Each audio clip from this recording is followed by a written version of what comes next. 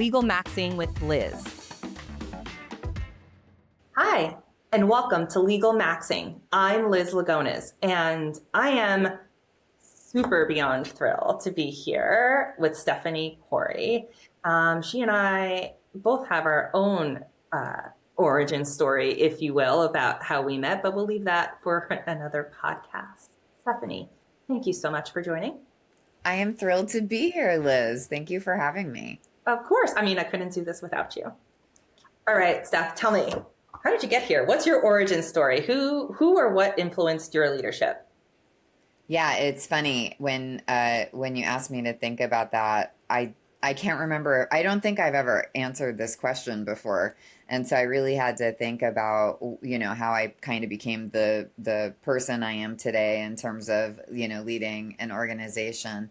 And honestly, it early on in my career, Liz, very early on in my career, like when I first moved out to California, I had a job where I was treated, I could have been treated better. Let me say it like that. I wasn't treated particularly well at this job.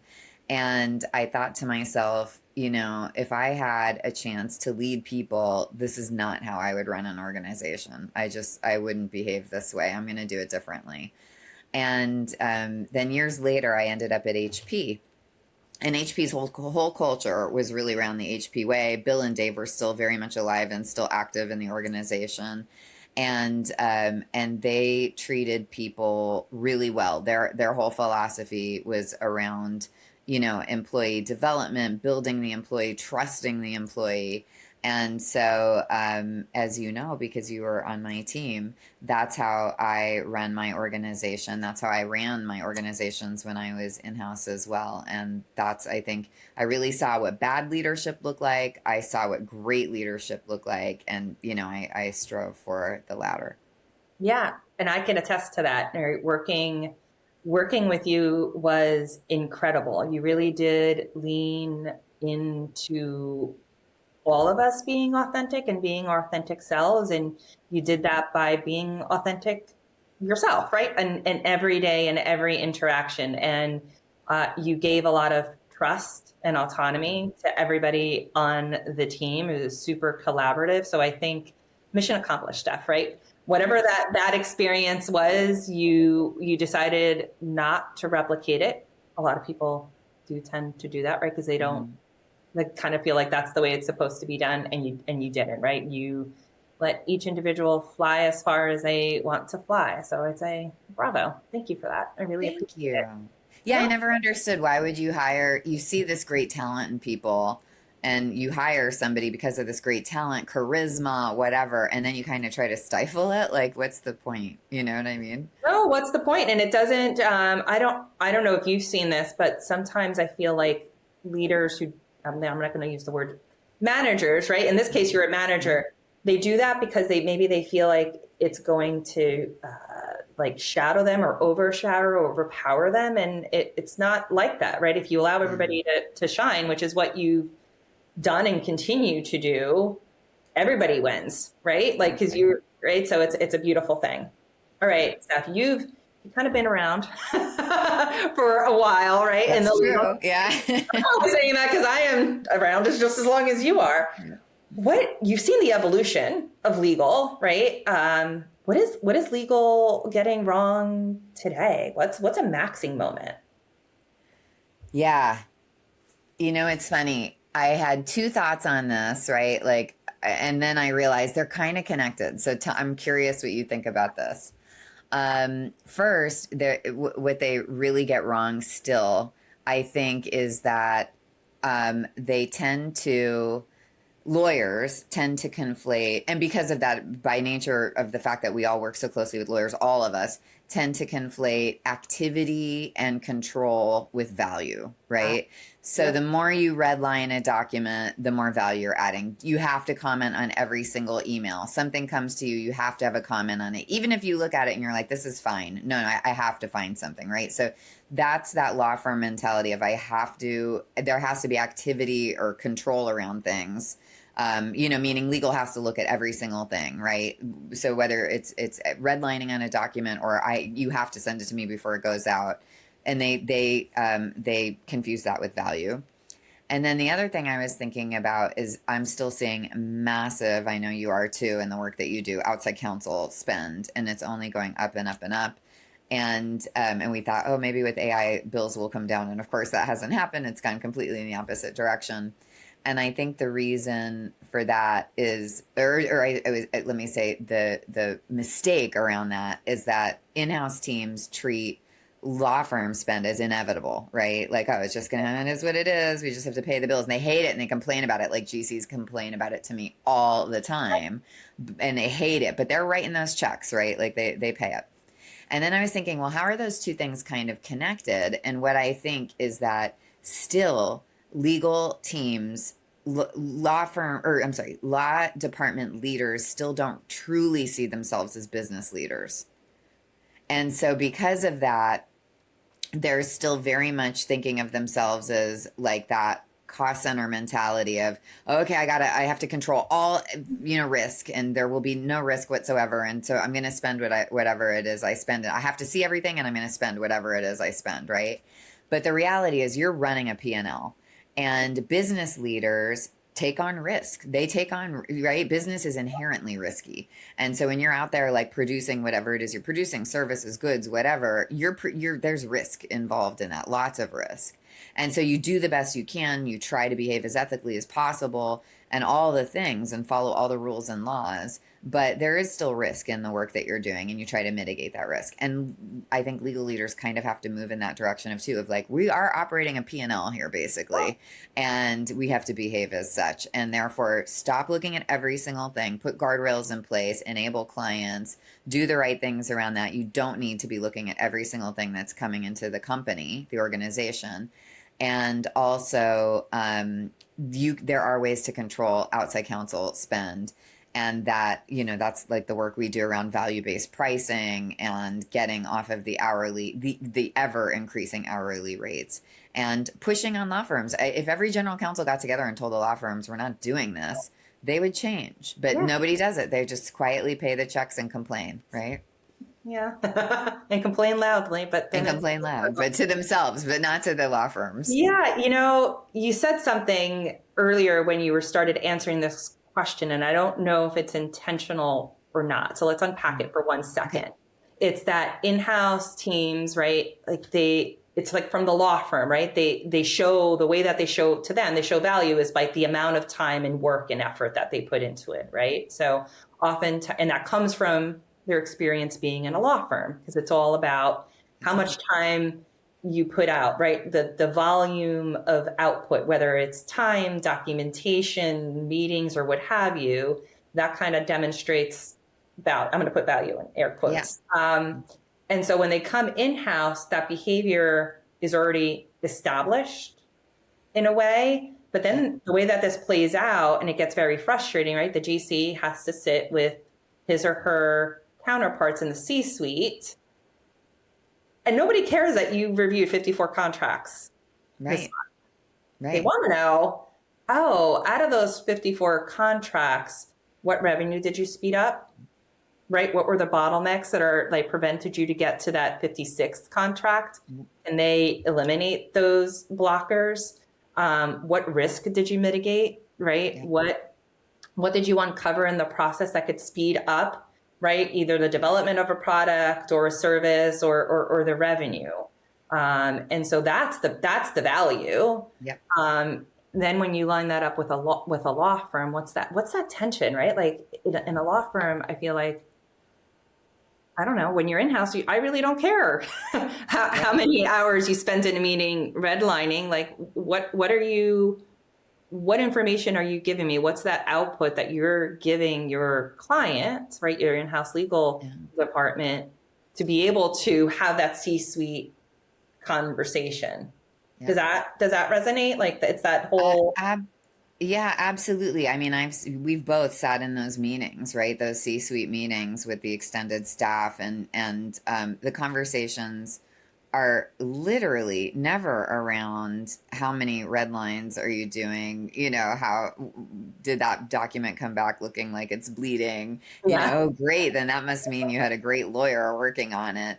It's always around like bottlenecks and like, look, I need to get this product to market. We need to get this deal done, whatever it is the business is trying to do. And legal needs to be seen as that facilitator, not the throwing in a blocker, right? So that it just took longer to get something done. And so that's what every GC needs to be thinking about. How do I help the business move faster? Because otherwise you're people are going to go around you. You know how it is.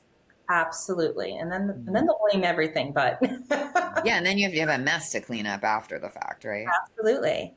Okay, so folks are sipping their coffee, they're halfway through their cup of coffee. What would you tell them to focus on this quarter? Yeah, I think this will not surprise you, Liz. I think that you'll kind of chuckle when I say this, but I think one thing you can focus on this quarter, because we don't see enough work done around this. It's like looking at what work is coming into the department. So doing that a little exercise, right? You don't have to do a 6 month assessment of like examining every single thing. But as you know, Liz, we have the little value exercise that we do, like the 4 box exercise, Yeah. right? Where just for 2 weeks, track the stuff that's coming onto your desk, right?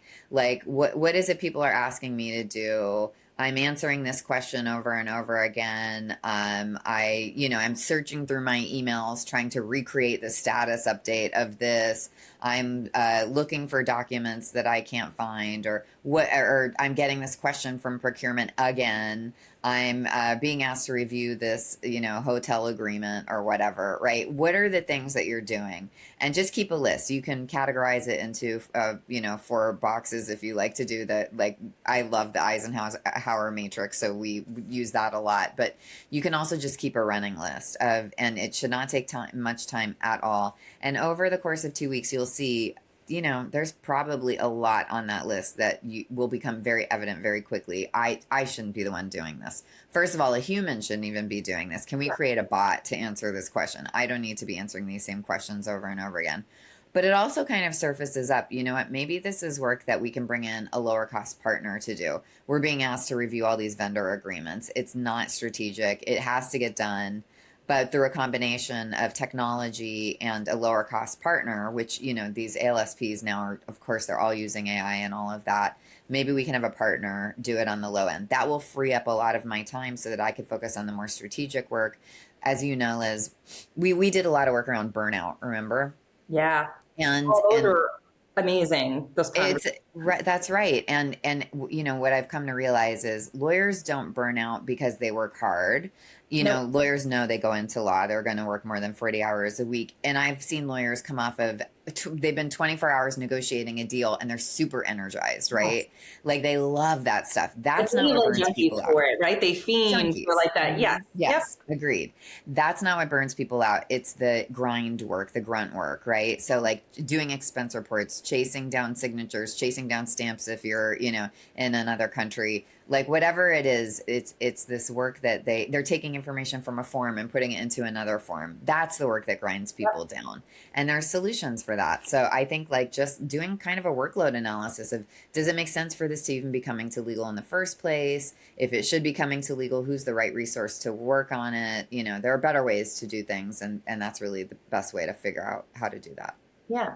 Well, you're not tooting your own horn, so I'm going to toot it for you, because it's not just about that 4 box exercise that you all do with your clients. The goal is seeing that list and then having those conversations internally with the team, right? When they see that written down, and now the leadership team and their extended leadership team and the legal department sits there and has to look at it, those conversations are really valuable. I mean, I feel like when we work together, we caught a few clients with oh, wait, that's happening, right? We never really realized that, wait, the head of litigation is doing what? Like, so talk a little bit about that, right? Like there's a mix, like this is work that you could do, anybody's listening to this, you could do yourself, or they could come to like bring an outsider to facilitate the conversation. I feel like that's the goal, is like having the conversation, not just a list, but really thinking about what is happening and then picking and choosing. Doesn't have to be everything. Would you say it has to be everything all at once, or is it just? No, and in fact, it shouldn't be. And you and I used to, when we would work on clients together, we talk about transformation with that little T, right? Mhm. Like it's little T transformation, and do it in baby steps, because I think trying to do too much at once, look, legal departments just aren't good at that. They're not designed to move fast and break things or whatever, you know? And so doing small things over the course of like 2 years, and you'll look back and say, wow, this is a completely different department. But I think, when looking at the exercise, I always tell legal ops managers, especially new legal ops managers, like start with an assessment, go out and talk to people, do a more formal like assessment, like actually interview, start with the GC, DGCs, and then keep going down from there till you get down to the nitty gritty of who's doing what. And it's good visibility for you as an ops manager. It's great for the department because they feel heard, like you're actually listening to them, and then you come up with your priorities. But I've also done this type of value exercise where like we do it. Sometimes we have clients just do it on their own, and then we get all of the information and kind of analyze it and then talk to them about it. But it does require interviews, because you do want to talk to people and say, explain this to me. Wait, why are you doing this? Sometimes there's a reason behind it, and so it is a little bit of back and forth. And then other times we've led them at offsites, right? Like you're having a legal offsite. And so for 2 weeks before, do this exercise. Now we're going to go through everything at the offsite, or send it to me ahead of time, and then we'll go through the analysis at the offsite. So people do it in different ways, but it requires a combination of both, like people thinking about what they're actually working on. And I think that's a valuable exercise. Liz, a funny thing for your audience, right? You actually put me through the exercise because you're like, we're going to do a step assessment because you're working too much, right? And so like we actually went through, and it forced me to actually go through and do all of this. And it is a very valuable exercise to think about the things that you're working on. And then getting together as a team and deciding, okay, as a department, do we want to be doing these things, or, should we kind of jettison them or move them to client enablement, or, but there's different models, right? And so it depends on your department and your culture, but talking through those is really valuable. And having a facilitator to help you does make a difference, I think. All right. So if you do nothing else, take 2 weeks to put that list together. Yeah. So what's on the horizon, Steph, right? We've talked about like the past and what we're doing now, current, but what do you see ahead? What's in the horizon? Yeah, I think it kind of flows from what we've been talking about. I think people need to be intentional about the work they're doing, and for a couple of reasons. One is, again, you are running a business. And so you do need to think about the work that your team is doing, and getting rid of that low value work in one way or another, automating it, moving it to an ALSP. But again, you're not going to score points for how many NDAs you actually get signed, right? And so thinking about the value that you bring to the business, and focusing your work around that. But also, I think, Liz, because AI is going to have such an impact on our field, and already is starting to have an impact, but it's, we're still at the ramp up stage, very much at the ramp up stage. And so I think being that kind of the pull through there is being intentional about the work you do, and the work that you want to do, and the work that is strategic and valuable, because AI is going to automate a lot of this, the repetitive work. It just is. We're starting to see it already. Even redlining, I think, the contract redlining, eventually it's going to be two bots negotiating against each other. It just is for a lot of these contracts. I want to pull out my popcorn for that challenge to watch that negotiation. I know, right? Zip, zip, zip, zip. And 2 minutes later, everybody has a finalized contract in front of them. Now just sign it. So I think we are very much moving in that direction. It might be 5 years away. It might be 10 years away, but it's coming. And so because of that, I was thinking, as we are playing with automation, obviously at UpLevel, and agents as well. And I at one point, like, I was literally clicking through, yes, do this, yes, do this, yes, do this. And I thought to myself, I don't want my job to be that, like just sitting here approving agents, right? What the agents are allowed to do. And so I think thinking about the human part of it all, and what we're really good at, and where we can really add value, is also going to be a critical piece of this, because At least right now, we're in a great place with AI where it can automate the stuff that we don't want to do. And I think that's beautiful. And frankly, I wish it would kind of stop there because I don't know what the future is going to be. But at least for right now, I think thinking about what is the work that you want to do and, what can actually ultimately be automated or go away altogether. All right, my favorite part, max it and kill it. What would you kill? There's a lot on that list, Liz. So now I have to think about, If it's like the one thing that really gets your goat, like what would it be? What would you say, hey, legal industry, legal people, stop doing this one thing? unnecessary meetings, I think, are still a huge problem. That's fair. Very fair. Yeah, I would kill the unnecessary meetings. Like, really, we need to be meeting about this. I still see so much of that. Yeah, absolutely. Yeah, it's really killing people's calendars and time. Yeah, no thinking space, right? Doesn't allow for No the thinking space. We need, thank you for that. That's exactly right. We need more time for thinking. Yeah. So max it. What's the one thing? Strategy. There you go. The other side of that coin, right, is that I think I see it all the time. People are so heads down in the work that they're doing. They don't for a second pick their head up to say, why am I even doing this? And how can this be done better? And even when I talk to people about that, they recognize it. And then I'll tell them, like, you're on a hamster wheel. And they're like, I don't have time to get off the hamster wheel. So carving out that has not changed, and I think carving out that time, and maybe if we could kill the unnecessary meetings, that will give us back a little bit of more time where we could think strategically about what are the things we really should be focused on here, and what are the things we should be doing. I love those. That's perfect. Okay. Get off the wheel. But only if you're in 30 by 30 challenge. Then you got to stay on the wheel. Yeah. No, get off the work wheel so you could get on the actual treadmill, right? There you go. Steph, I could talk with you for days. Thank you so much Thank you. Great seeing you.